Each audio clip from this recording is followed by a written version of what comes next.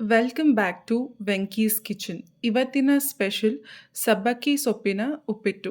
ಇದನ್ನು ಹೇಗೆ ಮಾಡೋದು ನೋಡೋಣ ಬನ್ನಿ. ಇದಕ್ಕೆ ಬೇಕಾಗುವ ಸಾಮಗ್ರಿಗಳು: ನಾನಿಲ್ಲಿ 1 ಪಾವು ಮೀಡಿಯಮ್ ರವೆ ತೊಗೊಂಡಿದ್ದೀನಿ, ಅಥವಾ ಉಪ್ಪಿಟ್ಟಿನ ರವೆ ಅಂತಲೂ ಅನ್ಬೋದು.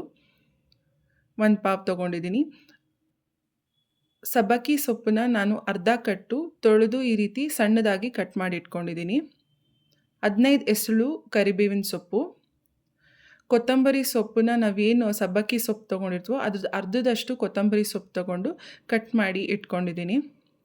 2 ಟೇಬಲ್ ಸ್ಪೂನಷ್ಟು ಕಡಲೆಬೇಳೆ, ಅರ್ಧ ಟೇಬಲ್ ಸ್ಪೂನ್ ಸಾಸಿವೆ, 1 ಟೇಬಲ್ ಸ್ಪೂನಷ್ಟು ಉಪ್ಪು, 5 ಹಸಿಮೆಣಸಿನ್ಕಾಯಿನ ನಾನು ಇಲ್ಲಿ ತೊಳೆದು ಈ ಥರ ಮಧ್ಯದಲ್ಲಿ ಸೀಳಿಟ್ಕೊಂಡಿದ್ದೀನಿ.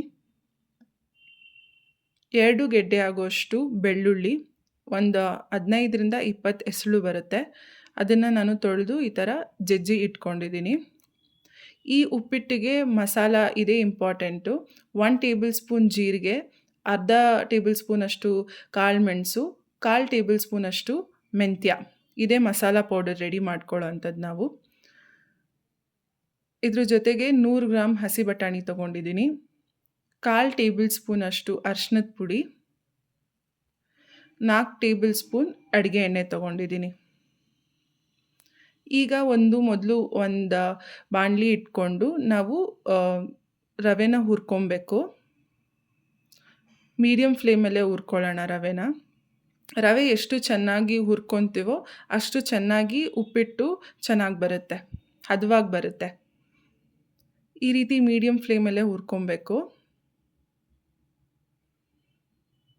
ಒಂದು 10 ನಿಮಿಷ ಆದಮೇಲೆ ಈ ರೀತಿ ಆಗಿರುತ್ತೆ, ಚೆನ್ನಾಗಿ ಹುರ್ಕೊಂಡಾದಮೇಲೆ.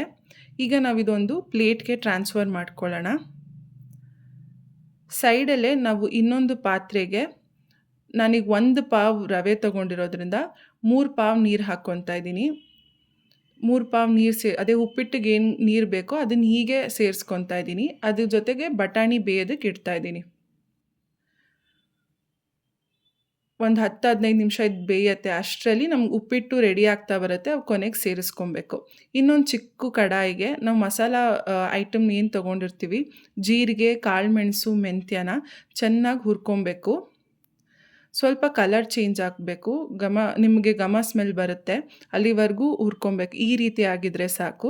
ಇದನ್ನು ಹುರ್ಕೊಂಡಾದ್ಮೇಲೆ ಸ್ವಲ್ಪ ಆರಿದ್ಮೇಲೆ ಅದನ್ನು ನಾನು ಮಿಕ್ಸಿಗೆ ಸೇರಿಸ್ಕೊಂಡು ಈ ರೀತಿ ಪುಡಿ ಮಾಡ್ಕೊಬೇಕು.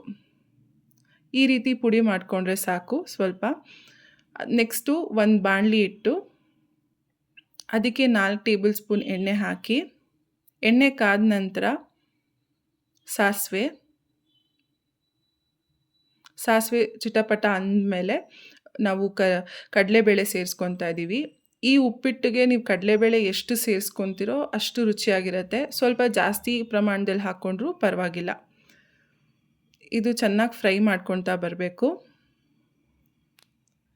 ಇದು ಕೆಂಪಗಾಗಬೇಕು, ಅಲ್ಲಿವರೆಗೂ ಫ್ರೈ ಮಾಡ್ಕೊಂಡಾದ್ಮೇಲೆ ಈಗ ಆಲ್ಮೋಸ್ಟ್ ಆಗಿದೆ. ಈಗ ನಾವೇನು ಜಜ್ಕೊಂಡಿರ್ತೀವೋ ಬೆಳ್ಳುಳ್ಳಿನ ಅದನ್ನು ಸೇರಿಸ್ಕೊಬೇಕು. ಬೆಳ್ಳುಳ್ಳಿ ಸೇರಿಸಿ ಒಂದು ಸ್ವಲ್ಪ ಫ್ರೈ ಆದಮೇಲೆ ಹಸಿಮೆಣಸಿನ್ಕಾಯಿ, ಕರಿಬೇವು ಸೇರಿಸ್ಕೊಂಡು ಸ್ವಲ್ಪ ಫ್ರೈ ಮಾಡ್ಕೊಬೇಕು. ಒಂದು ನಿಮಿಷ ಫ್ರೈ ಆದಮೇಲೆ ನಾವು ಕಟ್ ಮಾಡ್ಕೊಂಡಿರೋಂಥ ಸಬ್ಬಕ್ಕಿ ಸೊಪ್ಪು ಹಾಕ್ಕೊಂಡು ಚೆನ್ನಾಗಿ ಫ್ರೈ ಮಾಡಿ. ಇಲ್ಲಿ ಸಬ್ಬಕ್ಕಿ ಸೊಪ್ಪು ಹಾಕಿದ ತಕ್ಷಣ ಆ ಪರಿಮಳನೇ ನಿಮಗೆ ಬೇರೆ, ತುಂಬ ಚೆನ್ನಾಗಿರುತ್ತೆ, ಡಿಫ್ರೆಂಟ್ ಆಗಿರುತ್ತೆ. ಆದಮೇಲೆ 1 ನಿಮಿಷ ಆದಮೇಲೆ ಕೊತ್ತಂಬರಿ ಸೊಪ್ಪು ಸೇರಿಸ್ಕೊಬೇಕು. ಏನು ಹಸಿ ವಾಸನೆ ಇರುತ್ತೆ ನಾವಿಲ್ಲಿ ಫುಲ್ಲು ಹೋಗಿಸ್ಕೊಬೇಕು. ಅದು ಒಂದು 2-3 ನಿಮಿಷ ಚೆನ್ನಾಗಿ ಎಣ್ಣೆಲಿ ಬಾಡಿಸ್ಕೊಬೇಕು. ಅದಾದಮೇಲೆ ಅರಿಶಿನದ ಪುಡಿ ಸೇರಿಸ್ಕೊತಾ ಇದ್ದೀನಿ. ಆಮೇಲೆ ನಾವೇನು ಮಿಕ್ಸಿಲಿ ಪೌಡರ್ ಮಾಡ್ಕೊಂಡಿರ್ತೀವಿ, ಜೀರಿಗೆ, ಕಾಳುಮೆಣಸು ಮತ್ತು ಮೆಂತ್ಯನ ಅದನ್ನು ಸೇರಿಸ್ಕೊಬೇಕು. ಸೇರಿಸ್ಕೊಂಡ ನಂತರ ಸ್ವಲ್ಪ 1 ನಿಮಿಷ ಫ್ರೈ ಮಾಡ್ಕೊಳ್ಳಿ.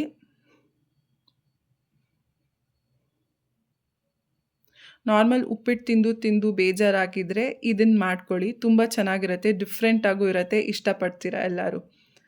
ಈಗ ಒಂದು ಸ್ವಲ್ಪ ಫ್ರೈ ಆದಮೇಲೆ ನಾವೇನು ಬಟಾಣಿ ಬೇಯಿಸೋದಕ್ಕೆ ಇಟ್ಕೊಂಡಿದ್ವಿ, ನೀರು ಆವಾಗಲೇ ಅಳತೆ ಮಾಡಿ ತೊಗೊಂಡಿದ್ದೆ ಅಲ್ವಾ, ಅದನ್ನು ನಾನು ಇಲ್ಲಿ ಉಪ್ಪಿಟ್ಟಿಗೆ ಸೇರಿಸ್ಕೊತಾ ಇದ್ದೀನಿ.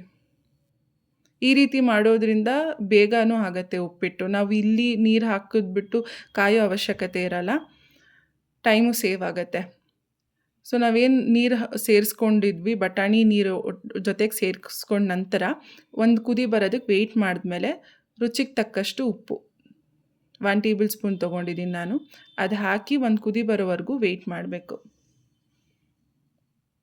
ಈ ರೀತಿ ಕುದಿ ಬಂದಮೇಲೆ ನಾವೇನು ಫಸ್ಟು ರವೆ ಹುರ್ಕೊಂಡು ಇಟ್ಕೊಂಡಿದ್ದೀವೋ ಅದನ್ನು ಸ್ವಲ್ಪ ಸ್ವಲ್ಪ ಸೇರಿಸ್ತಾ ಬರಬೇಕು, ಬಲಗೈಲಿ ಕೈ ಆಡಿಸ್ತಾ ಇರಬೇಕು. ಈ ರೀತಿ ಮಾಡ್ಕೊಳ್ಳೋದ್ರಿಂದ ಗಂಟು ಆಗೋದಿಲ್ಲ, ನಿಧಾನಕ್ಕೆ ಸೇರಿಸ್ಕೊಬೇಕು. ಇವಾಗ ಲೋ ಫ್ಲೇಮಲ್ಲೇ ಇಟ್ಕೊಳ್ಳಿ, ಯಾಕೆಂದರೆ ಅದು ಚೆನ್ನಾಗಿ ಕುದಿಯೋವಾಗ ಉಪ್ಪಿಟ್ಟಿನ ರವೆ ಮೇಲೆ ಬರೋ ಸಾಧ್ಯತೆ ಇರುತ್ತೆ. ಹಂಗಾಗಿ ಈ ಥರ ಚೆನ್ನಾಗಿ ಕುದಿಯೋಕ್ಕೆ ಸ್ಟಾರ್ಟ್ ಆಗುತ್ತೆ. ಈಗ ಈ ಹಂತದಲ್ಲಿ ನಾವು ಒಂದು ಲಿಡ್ ಕ್ಲೋಸ್ ಮಾಡಿಬಿಟ್ಟು ಒಂದು 5 ನಿಮಿಷ ಬಿಡಬೇಕು. ಒಂದು 2 ನಿಮಿಷ ಆದಮೇಲೆ ಬಟಾಣಿ ಎಲ್ಲ ಮೇಲೆ ಬಂದಿರತ್ತೆ ಅಲ್ವಾ, ಒಂದು ಸತಿ ಕೈ ಆಡಿಸ್ಬೇಕು, ಯಾಕೆಂದರೆ ಎಲ್ಲ ಕಡೆ ನೀಟಾಗಿ ಬಟಾಣಿ ಎಲ್ಲ ಮಿಕ್ಸ್ ಆಗುತ್ತೆ.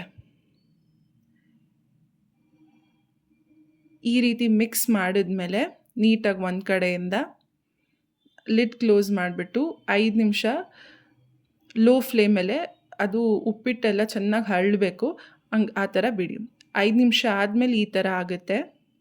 ಅದು ಚೆನ್ನಾಗಿ ನೀರೆಲ್ಲ ಹೀರ್ಕೊಂಡು ಚೆನ್ನಾಗಿ ಬಂದಿರತ್ತೆ. ನಿಮ್ಗೇನಾರ ಇನ್ನೂ ನೀರಂಗಿರಬೇಕು ಅಂದರೆ ಇನ್ನೊಂದು ಪಾವು ನೀರು ಎಕ್ಸ್ಟ್ರಾ ಆ್ಯಡ್ ಮಾಡಬೇಕು. ಈ ಕನ್ಸಿಸ್ಟೆನ್ಸಿ ಇದ್ದರೆ ಸಾಕು ಯೂಶ್ವಲಿ. ತುಂಬ ಚೆನ್ನಾಗಿರುತ್ತೆ ಟೇಸ್ಟು, ಎಲ್ಲರೂ ಇಷ್ಟಪಡ್ತೀರಾ. ಟ್ರೈ ಮಾಡಿ ಹೇಳಿ ಹೇಗಿದೆ ಅಂತ. Thank you for watching.